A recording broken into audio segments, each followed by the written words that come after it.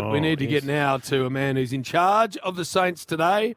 Of course, a member of our family, even though he's back as a senior coach, we still consider him to be a family member. Ross Lyon, have you got us? I love that. I love that, James. We had a cultural immersion during the week, and Kud just spoke. He come down within the Aboriginal community, and he spoke about his wider family, and his mum said, there's no step here, the only steps are into the house. So it's great to hear that I'm still connected. I'm still part of the Triple M family and your Yahweh, your journey, right? No doubt about it. And I noticed you, because we were waiting for you, had other media commitments, other radio mobs boring the crap out of you, Roscoe. I was exhausting. I was speaking about X's and O's and dynamic. I was like, geez, where's the fun, guys?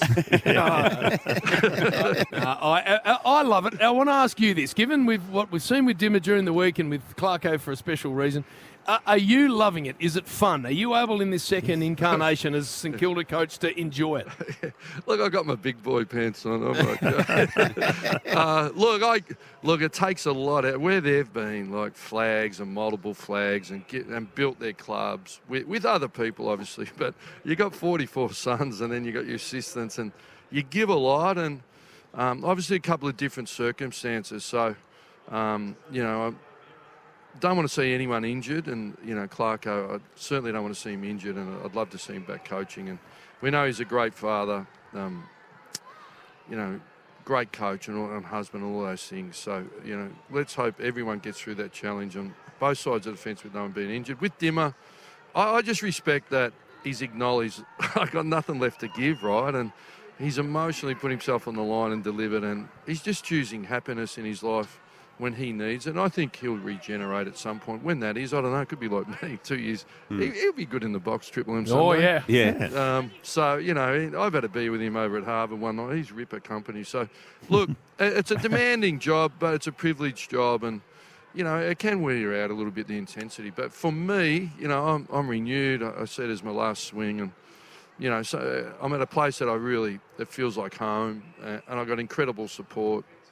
And the players have been amazing. So, look, we've got a lot of work to do, but we feel our system and our dynamic's strong, and we just got to keep adding, bring, like Owens back in and get Windhager in and get Billings and Tim Membry up and going and see where we can go. And during the course of the week, you're asked various comments around the Damien Hardwick situation, and obviously one of those is Andrew McQualter's role now as interim coach. Again, I heard you during the week, Ross, speak glowingly of him, and you've got no doubt that he will, if he's given the chance, be able to be a senior coach one day. Yeah, I am glowing. I saw his journey, or witnessed his journey, was a part of it, and it's great. We talk about growth, and he used to wear moccasins. The moccasins out of the Latrobe Valley. I think he was out of the Yallourn Power Station Mini. But he, look, in the end, he, basically become so dedicated, non-drinker.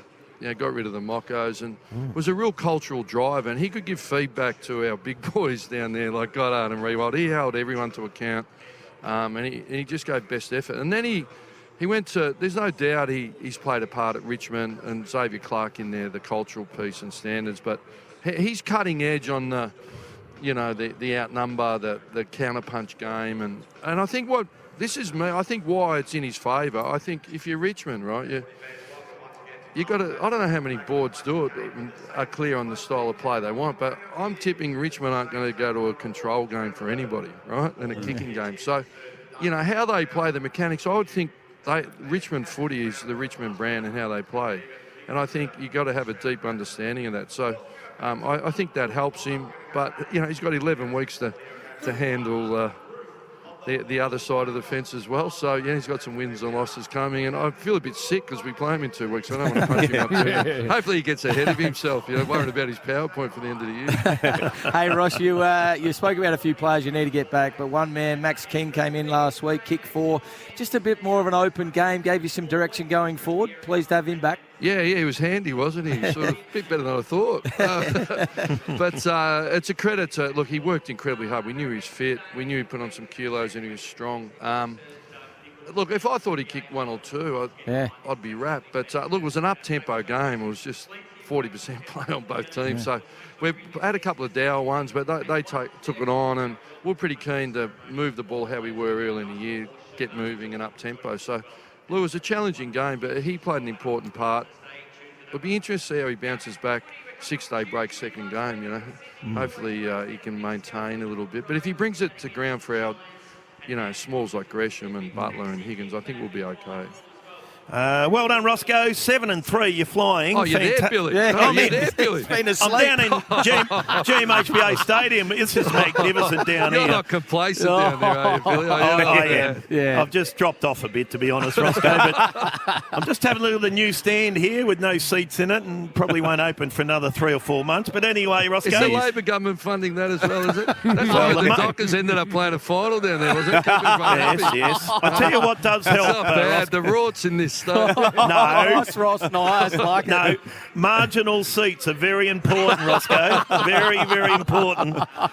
Hey, not too many times you play a side that's 16th and only won their second game, but they won it by 116 points. Yeah. It's look, their best is very good. I spoke on that other station when we were talking footy. I just said, look, you know, look, it's a threat or an opportunity. Like even Melbourne was 50-6. I remember I tuned in there. I thought, oh, I'll have a look how well Melbourne are going, and then bang, bang, bang, they kick 5-0 really quick. So if you drop off the pressure, they'll put you to the sword, and there's not a lot of expectation. So whether they're up or down, they just keep playing the same way. So I'm a little bit nervous. But look, we've got the capability to get it done. The players just need to lead themselves and be dog hungry. They're going to have big moments. We've just got to hold our nerve and work our way through. So, Roscoe, I want to just, for the last question, revisit the role you did brilliantly with us for the last couple of seasons.